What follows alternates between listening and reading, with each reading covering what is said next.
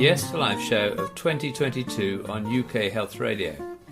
I'm Robin Daly, and it's been my absolute pleasure to be host for the show throughout the year, bringing you expertise in integrative medicine for cancer in the form of oncologists, practitioners, scientists, researchers, expert patients, activists, and more.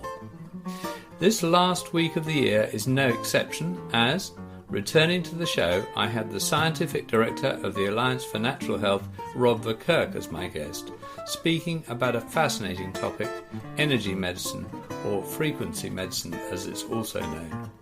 I'm speaking to Rob over the internet at his home in Sussex. Rob, much too long since you were last on the show. Oh, great to be with you again, Robin. And also we're in with a new topic, which is not something we've ever talked about on this show, and I'm very interested in it. That's what goes under the heading of energy medicine or frequency medicine, a very opaque area which there's lots of controversy around, but sounds like there's also some interesting science. So really keen to dig in there and find out a bit more. So maybe you want to just start off by explaining the territory. What is energy medicine and frequency medicine? Yes, Robin, isn't this an interesting area? I mean, the way in which we look at the human body, and particularly as a biochemical and mechanical system, I think is now falling short in terms of where the science is at. And as you will know, in many traditional systems of medicine, whether you've had a deep interest in Ayurveda, as I have, as well as TCM, there's been a recognition that there are other systems. There is a parallel energy body that runs alongside the physical body, and we can see that in the form of the chakras and everything else. So in a way, I think where the science is at now, to deny that there is an energy system that runs in a non-biochemical manner. I mean, if you ask many conventional scientists and said, look, what is the energy system of the body? They would say, well, comes in the form of ATP, adenosine triphosphate, that is made in the mitochondria. Now, that is the biochemical energy system. Mm-hmm. And of course, the energy system itself, because we can measure it, and we can measure it in many different ways, does exist. To deny it would be as I was thinking before I came on, I was thinking, what analogy? We always have to use analogies, and this is the one I came up with, Robin. Okay, a little bit left field, but that's good. We don't mind that. Imagine that there emerged fairly clear evidence that aliens were walking amongst humans. Okay. Yeah. And once that evidence had been, absolutely secured and found to be factual, people tried to deny the existence of these alien beings. That's a little bit where we are at with energy medicine. So we have a situation where now it is very clear scientifically that there is an energy system that is running independent of the biochemical system, but still in the main we're denying its existence, and that isn't right. And of course, it is absolutely in an area of emerging science, and yes, that science has been emerging for 4,000 years or so, but because of the way in that we've locked into various technological systems that have been also linked to largely a biochemical approach to healthcare, which has been led for the last 70 years by the pharmaceutical industry, it's kind of quashed what was going on. So it's interesting when you look at what people like Tesla were saying, or even Einstein. They both commented on the fact that the future is likely to be in healthcare is likely to be linked to energy. And in summary terms, it's probably best to look at it in three main segments. One is the is the bioelectrical side of it, which we're all familiar with. When a nerve impulse goes, that's all electrical. Right. We see the polarization change that occurs when every impulse goes through. We can measure that in terms of an electrical force, and obviously that's something that happens with electrons and protons moving through tissues and fibers, etc. We then have an electromagnetic element, and this electromagnetic element is obviously the movement of waves. So, and we can actually measure that. So we know, for example, if you look at the energy that comes, electromagnetic energy that we measure from the heart or the brain when we do an ECG or an EEG, we're measuring that electromagnetic wave that's coming from it. And interestingly, as the Heart Math Institute, amongst many others, has found, the electromagnetic energy that comes out of the heart is 50, 60 times greater than that which comes out of the brain.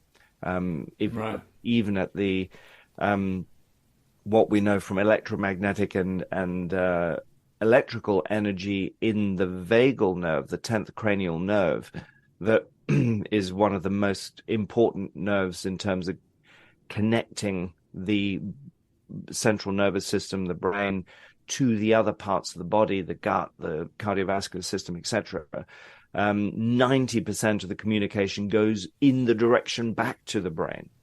So it's almost like the rest of the body is providing information back to the brain. The brain makes sense of it. So we're kind of got a little bit confused that because we're so mind-centered in this technological world, that while the mind may be this extraordinarily exquisite creation that has occurred in living systems, and the human mind is one of the most complex systems we know, we tend to be very head orientated, and we ignore the importance of these energy systems, the meridians, for example, as one element to that. So wavelengths, the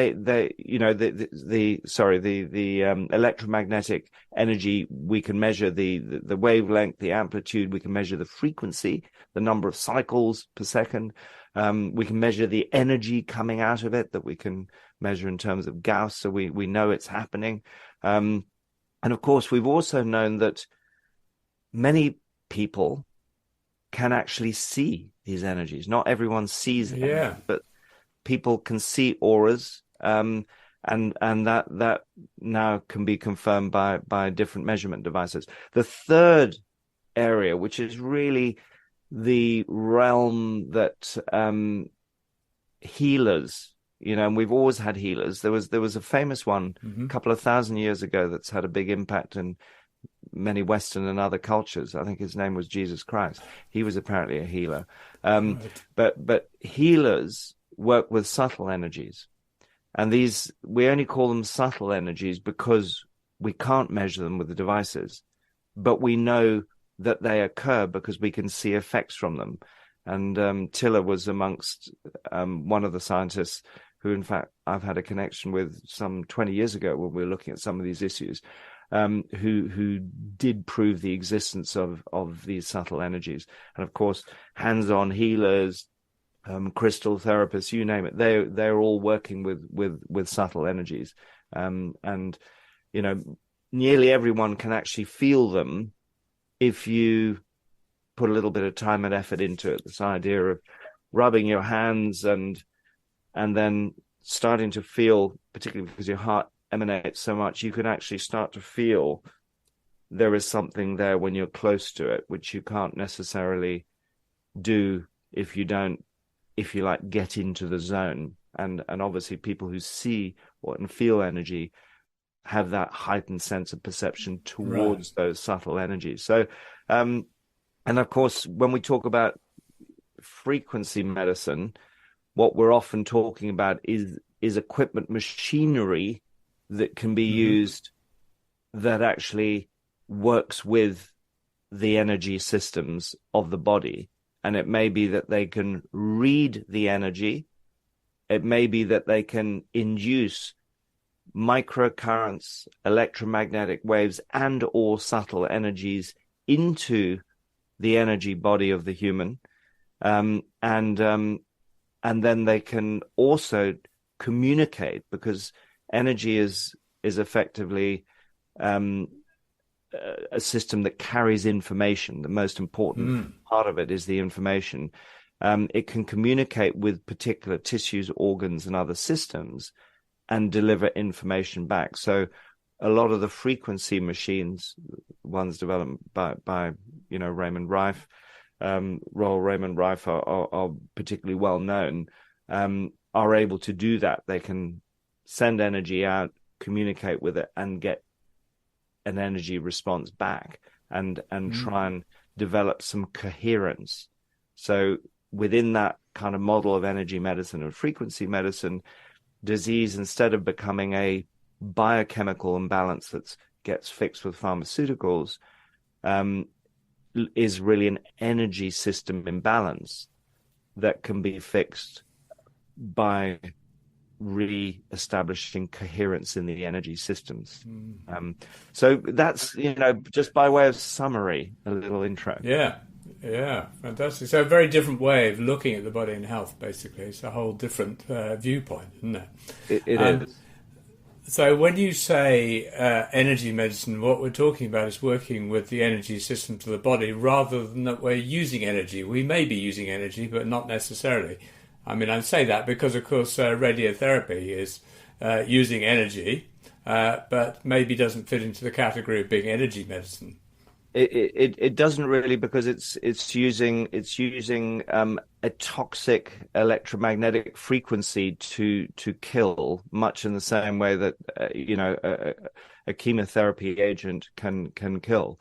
If in the realms of cancer, of course, energy medicine has had a history here, and of course it's had a pretty tainted history in certain parts of the world, such as the United States, when people like Rife were using it on cancer. One of the reasons that he was so excited by it is he was very clearly able to see that cancer is always associated with an energy imbalance, with a loss of coherence. And in fact, we now have a lot of evidence to show that when you see a tumor developing, it always exists at a much lower frequency. The frequency becomes much, we're used to saying, hey, let's have some good vibes, high vibration. So this higher frequency that we get when we're in a positive state. I mean, Robin, you will have seen it over and over again, that the people that associate with Yes to Life who get into a more holistic approach to life are able to maintain a positive attitude. That does change the whole frequency of the energy body. Yeah, absolutely. And essentially the body is desirous all the time for self-healing. And one of the things that we lose, and this is measurable, it's been shown over and over again, as the overall bioenergetic level of the human body decreases, we're more likely to see pathogenesis. We're more likely to see the thousands of cancer cells that we have in our body every day not being managed sufficiently by the immune system, and to turn into malignant tumors, for example. So yeah, you can measure the now we've got very targeted systems for measuring electromagnetic outputs from different organs and tissues, and each individual tissue has its own specific energy form and frequency, and so we can see when you have a tumor in the breast, the resonance of those tissues, the frequency at which the cycles per second at which they emit is reduced by at least half, and therefore it's interesting that we don't think more about, if we want to have healing, why don't we try and raise them back to their normal coherent state? And I think that's an interesting question. Yeah, absolutely. So in fact, we've got a kind of a map of a healthy body in terms of frequency. Basically, this is what a healthy body looks like within this sort of range for all these different kinds of tissue. They all have their signature. Exactly, and of course, what we don't have is any kind of one of the complications. One of the reasons that it's not found its way into any mainstream setting, with the exception of you could say that the German-speaking countries have been leaders in the field of frequency medicine for many years, because they haven't had it shut down. And you see bioresonance machines, say Rayonex machines. There's more than 20,000 hospitals in Germany that have one of those frequency machines. So Wow. they have a fairly, and some of the Eastern European countries have had a long relationship with energy medicine. It is actually the English-speaking countries in the Western world that have had the biggest problem, because as this system in the early part of the 20th century was starting to be recognized and understood, it was the Rockefellers and others that basically, squeezed it out, made it illegal. Rife was absolutely targeted. Abrams, all of the original founders of these kind of systems of medicine were shut down. What we're seeing now is a renaissance. We're seeing a renaissance that is triggered by two main reasons. One is that the pharmaceutical paradigm has failed spectacularly in some areas, and cancer is one of them. And the other area is it's no longer possible to deny the existence of the energy body, of the importance of energy. But we don't have anything approaching a universal language to be able to measure it all in. So you got different people measuring different things, looking at wavelengths and frequencies, determining, yes, is there a special, more absorbent frequency? All the Rife players will say, around about 27.2 hertz. This is the frequency that the body is most able to absorb. And of course, the other element is, what are you doing with these frequencies? Because we have to differentiate between, this comes back to, Einstein's E equals mc squared. We've got this element that we don't understand about energy, that we've got an energy wave that is an energy carrier, but it's delivered as a particle. Okay, so mass and energy are completely interchangeable. Interchangeable, right? Yeah. So and that particle is a photon, but you can't go along to a wave. If you come with a standard way of thinking, well, if there are photons that exist along this wave, imagine taking it's like taking a garden hose, and if you flick it really hard, you'll see a wave go down the hose. We've all done that, haven't we? Yeah. And but the bits of PVC tubing are not moving. And that's a little bit like these waves work. But at the point of intersection with, say, a human tissue, that wave can deliver a photon, which is why we're now beginning to understand that being exposed to sunlight is a whole lot more than just making vitamin D. Yeah. What we're doing is we're feeding the body, and we're starting to understand a lot of, if you want to make vitamin D in a northern climate, you would say, right, you got to be out there midday to get the highest proportion of UV rays onto your body to make more vitamin D. But what we're learning is that actually the quality of light at dawn and dusk give specific frequencies and biophotonic exposures that are really valuable to the human body. Right. And the fact that we are spending so much time indoors and away from light. In fact, looking at cancer, there are some studies that show that there's a nice correlation between the increase in cancers and the widespread use not only of sunscreens but also of sunglasses to shield yourself from the light. So when you can and you're not in full sun, it is really important to absorb that light directly through the eyes as well, and to consider being exposed to light at dawn and dusk as well as during other times of the day. So our indoor Really environments interesting. are Yeah. creating problems for us as well. Fascinating, fascinating. Well, I stumble across bits and pieces of information, talking to people about, our natural cycles and all that kind of stuff. That it comes into that as well. The immense effects the early morning light has on us and everything. It's really interesting and kind of unplumbed depths of healthcare, if you like.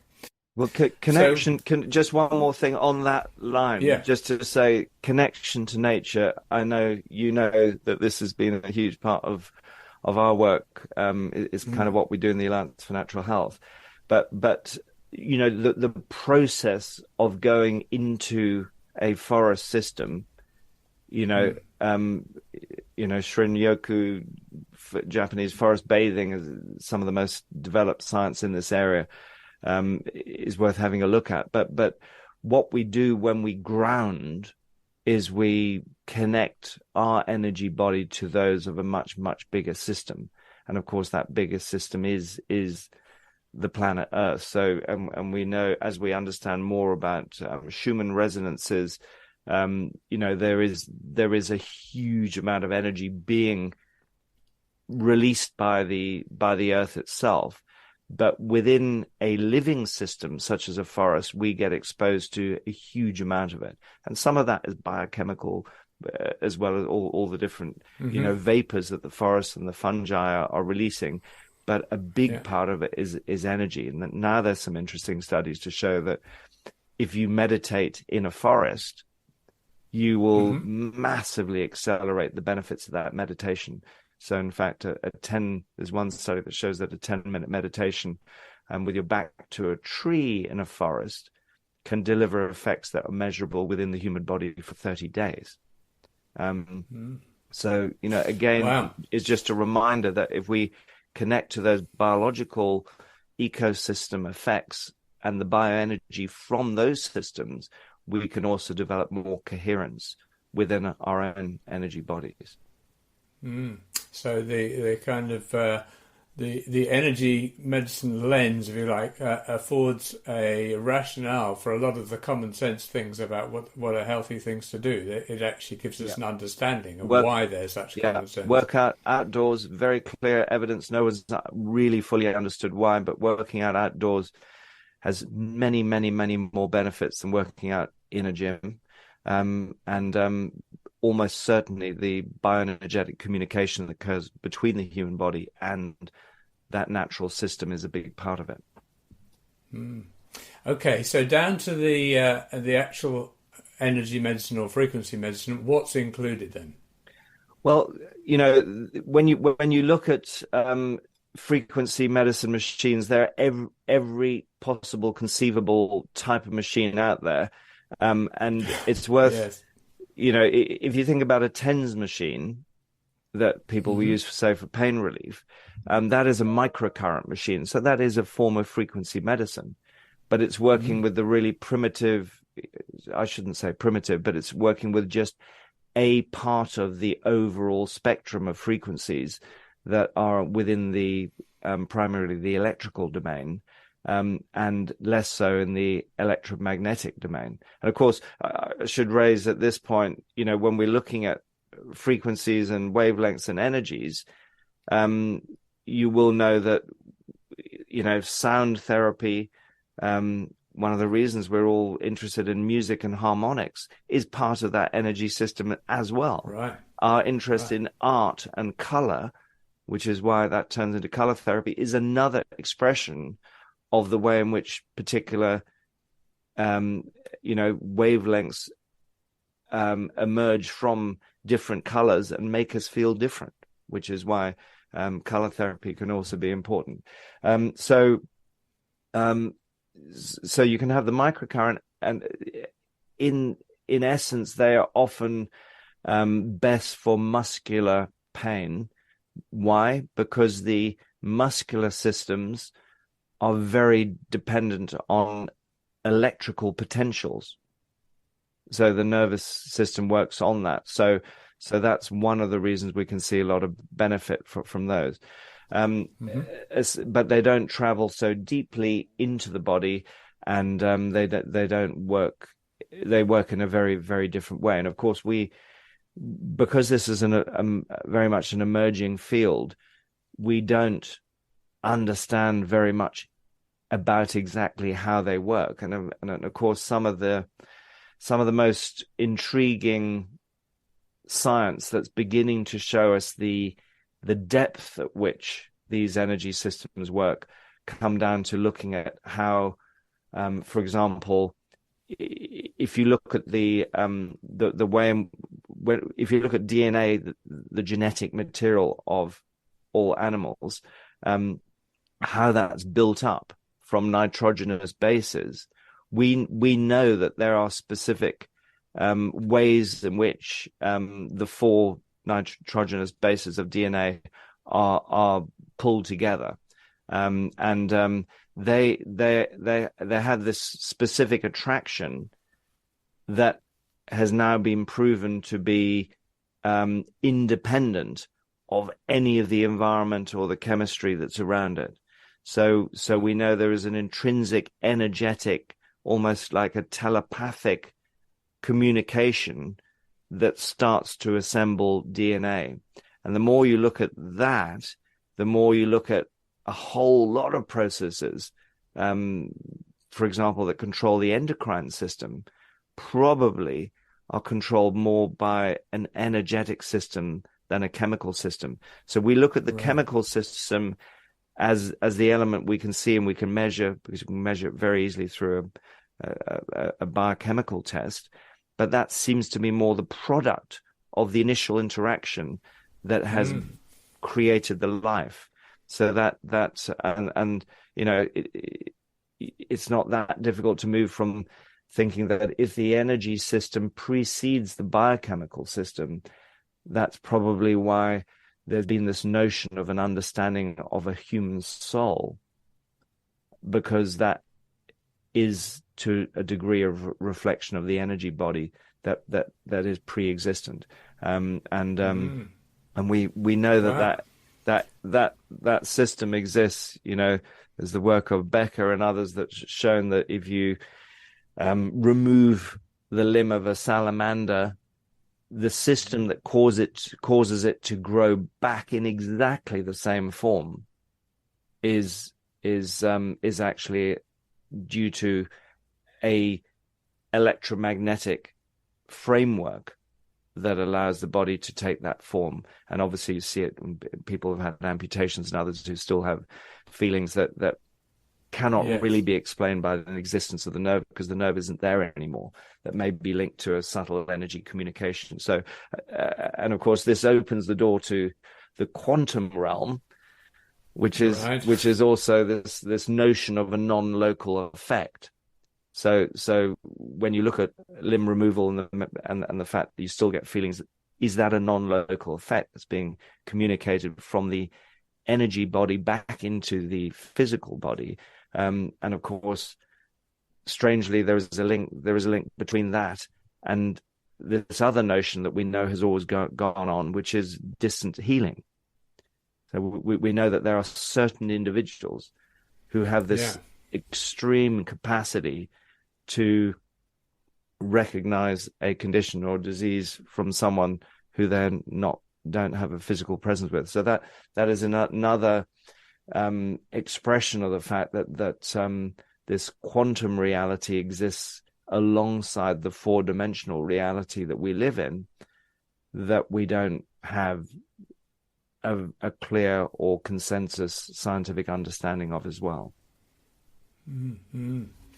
Okay, fascinating stuff. Yeah, medicine for the soul. I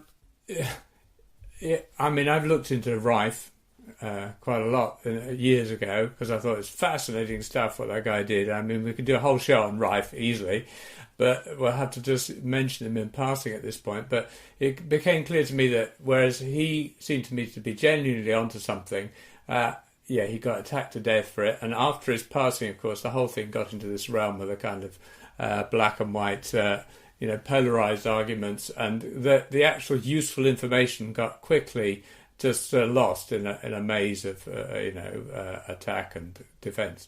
And so, as you say, we now have a market that's flooded with things that seem to work in this area, which makes it a very difficult area to navigate, as the science is relatively uncertain.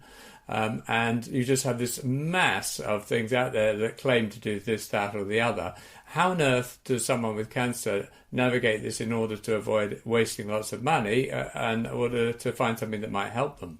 And of course, Rife got a lot of his thinking from Albert Abrahams, who had been able to look at the science of things like divining rods and all of those kind of systems that had existed. But the reality is, when we look at what has emerged, so within the world of Rife, there are, there is true Rife machines that use the exact kind of frequencies that Royal Raymond Rife was working with, and then you've got others that are a little divergent from that.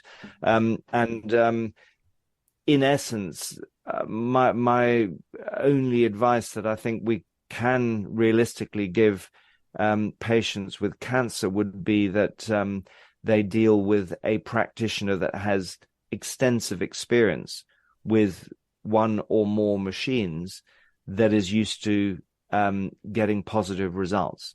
This is where clinical experience, if you look back to the foundations of evidence-based medicine, come into being. Essentially, David Sackett got upset. I think we've all talked about the 1996 BMJ article he wrote, only a few years after the concept of EBM was put forward, and he said, clinical experience is a critical part of that, and for some reason you seem to be obsessed only with what's written in peer-reviewed journals and in randomized controlled trials. So when it comes to energy medicine and frequency machines, because there is so little in the peer review, we have to rely on the only other thing that we can rely on, and that is expert clinical opinion.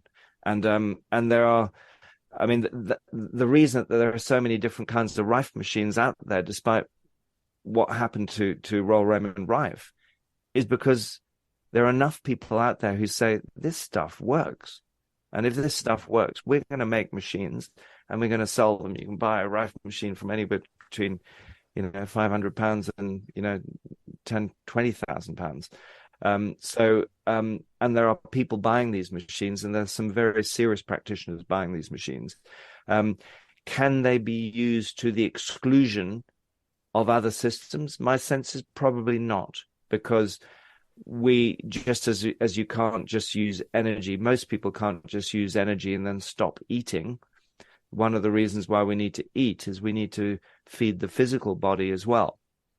And interesting, when we eat food, we actually engage not only in a chemical digestion process, but also an energy digestion and assimilation process. And that's one of the reasons that, there is this, Gerson showed it very clearly in terms of cancer.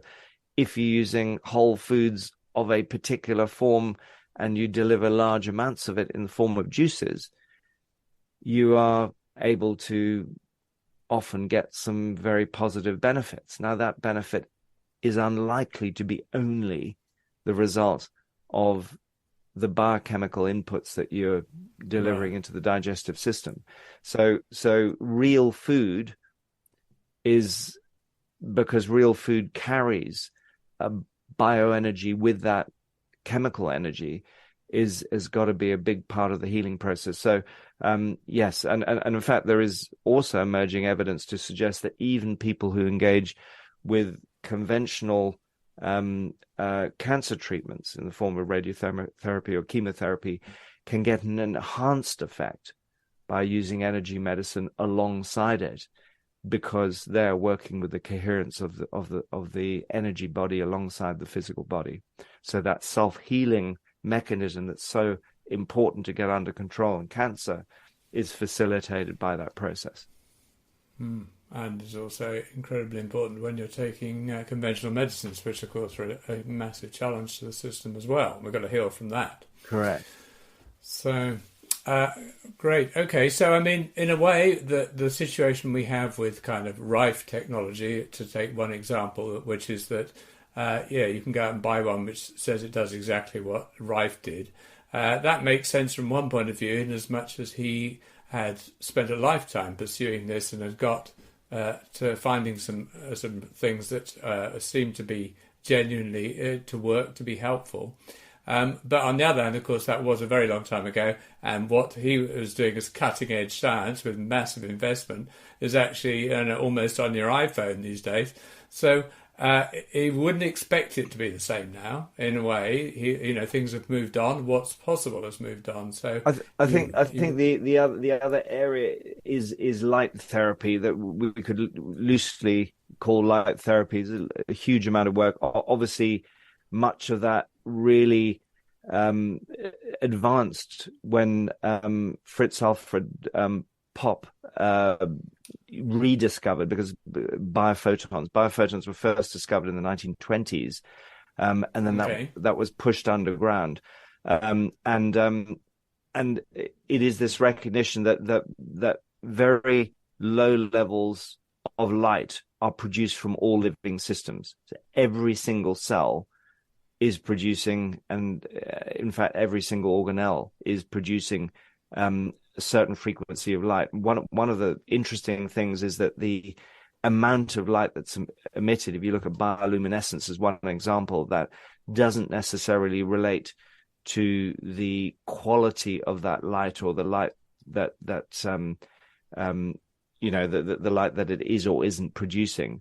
So there have been a whole range of biophotonic therapies that have developed. One of them is biophoton light therapy. The kind of leader in this field has been a Dutch biophysicist by the name of Johan Boswinkel, and they have developed a series of technologies that really work at enhancing, again, it's a little bit like the electromagnetic energy, but enhancing the biophotonic coherence within a living system. And they also have done specific work on cancers. And you can see that the biophoton emissions from a tumor is so much less than in the surrounding cells. It supports what the guys who've been measuring the electromagnetic outputs does, but we can actually see it from within the light spectrum, this very specific part of the light spectrum. So deliver more coherent light, we seem to get healthier, which is again why light at dawn and dusk can be so important. And the chaotic biophotons, where particular cells and organs are not delivering the photonic output that they are designed to give, that chaotic light leads to an unhealthy body, and therefore restoring that coherence with light can also be critical to someone's healing. So there's two things going on here. One, you're talking about light coming in and the effect it has on us, but in terms of cells actually emitting light, you're talking about light going out. What's the light going out doing? Is it communication to other cells, or what? Yeah, each cell is emitting about 100,000 photons per second, so it's not as if it's some kind of marginal output, but the energy, this is the only way of seeing it in terms of our current understanding, is all of this energy output, whether it's in the form of photons or electromagnetic waves, is all about information and communication. That is where the information and communication occurs within a living system, and it may well be the most fundamental part of what life is.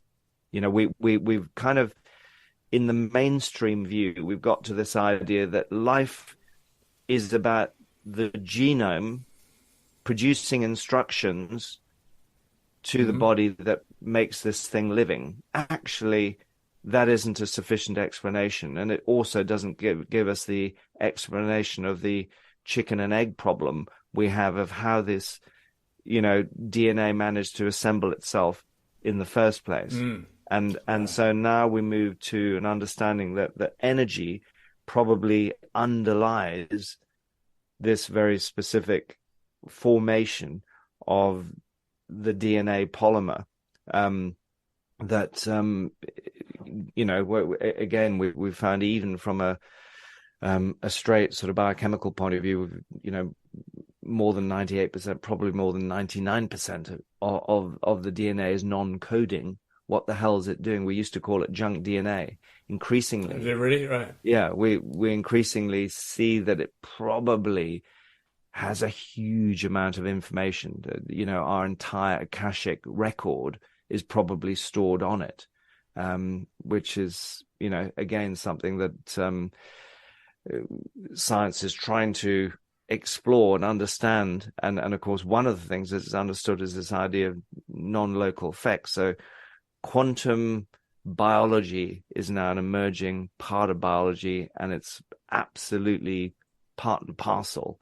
It does go back to Einstein and relativity, how we can understand energy and matter and the interchange between energy and matter, because we are, what goes wrong with our physical body is about matter.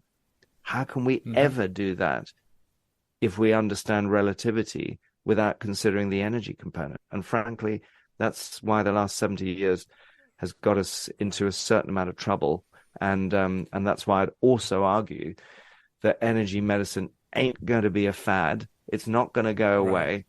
We're going to start understanding it better and better, and it's going to become more commonplace. And of course, there are plenty of opportunities to engage with it, even though it is something of a Wild West at the moment. Very, very interesting. So you can really see how viewing the body is in energy terms, it opens the door to areas which are being largely ignored in terms of treatment. And those are, we've already talked about sort of frequency machines and all that kind of thing, but also light hasn't been a mainstream way of treating people. It's just, crept in a bit with photodynamic therapy, but really not particularly. But also the other one that's been marginalised like mad is magnetism. I mean, that was kind of, people would laugh the minute you say the word magnetism in respect of health. But of course, when you start looking at it in terms of energy, it's like, well, come on. The fascinating thing is that they laugh, but they all know what being mesmerized is all about. And of course, being mesmerized all goes back to Franz Mesmer, who, in the 18th century was the first proponent of this concept that he called animal magnetism. And of course, what he was doing when he would engage and do extraordinary healings with his hands, because it turns out the hands are pretty sensitive at detecting subtle energies, particularly as you become more and more tuned into them. Some people are just born with an additional power to read these energies, but we can all feel these energies if we get into it. And that's what Mesmer was doing. And of course, he was also, because of the interference at that time with this, crossing into religious beliefs, he was absolutely thrown out as well. So, but I think, yes, recognizing that magnetism exists in all. Magnetism is just a function of electromagnetism itself. I mean, so yes, it just works at different levels of energy, as it were. Absolutely. Okay, we've just got a few minutes left, so maybe just focus in at the end on particularly cancer and all this technology and all the understanding we have so far about energy medicine. Someone with cancer, where would they look, and what science is there, or demonstration of success anyway, that they could look towards? To me, the definitely Rife machines have had a lot of exposure in the area of of cancer. And the difficulty is that when we talk about a Rife machine, we're usually looking at something that works with particular Rife frequencies. But, I mentioned this idea of a Wild West. There are some very, dodgy systems out there. And there are some very good systems as well that have been used extensively with, one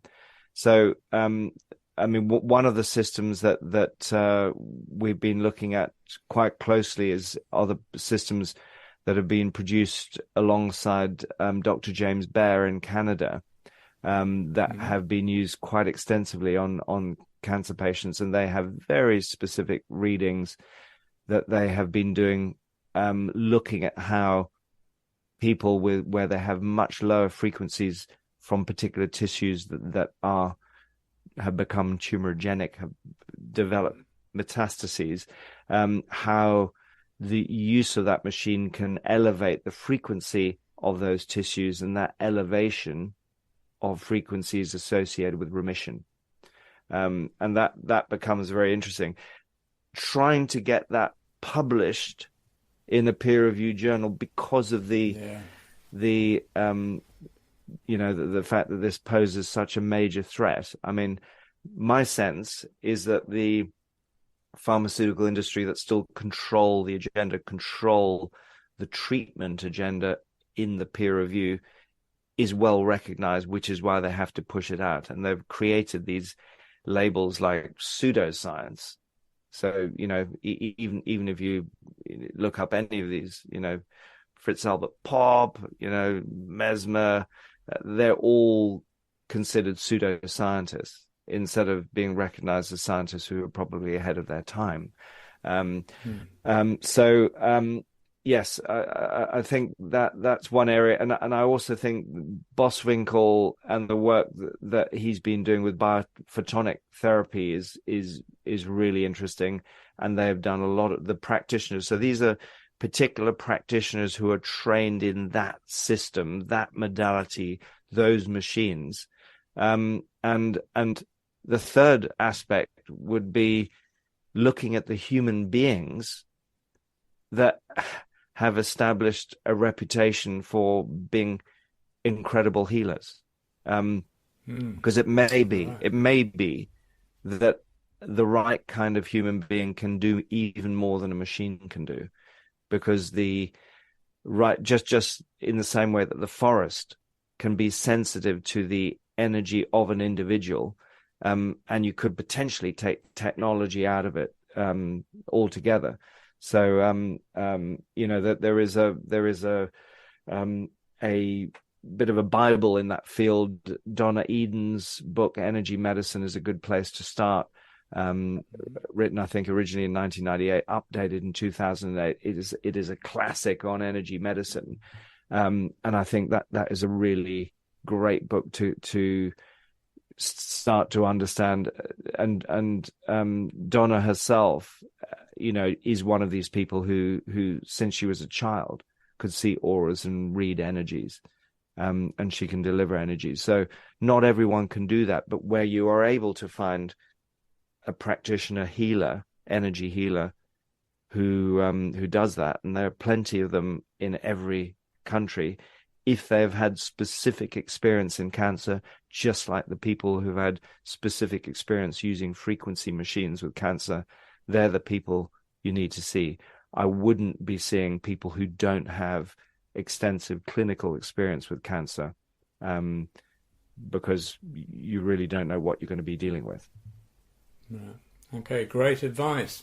All right. Well, look, what a great topic. Thank you very much. I mean, literally we could have carved out one little section of that and turned it into a show easily. There's so many things to find out about and learn about, and it all sort of goes from you ask one innocent little question and a minute later you're talking about quantum physics and having your brain fried. So really interesting. Thanks so much. And your sort of overview of it all is incredibly helpful, and because for the people in the street, this is a bit of a minefield, really. You just don't know where to go with it. So yeah, It is calling it emerging science instead of pseudoscience. I Right, think would that's be nice. Rebrand. explain where we currently are. Yeah, if we can do the rebrand, we'll leave you to that one, Okay, Robin. thank you very much. All right, anyway, thank you very much for a great chat, Rob. See you Cheers. soon. Bye. Bye. Well, that's it for 2023 and the Yes to Life show. A really interesting and controversial topic to end on.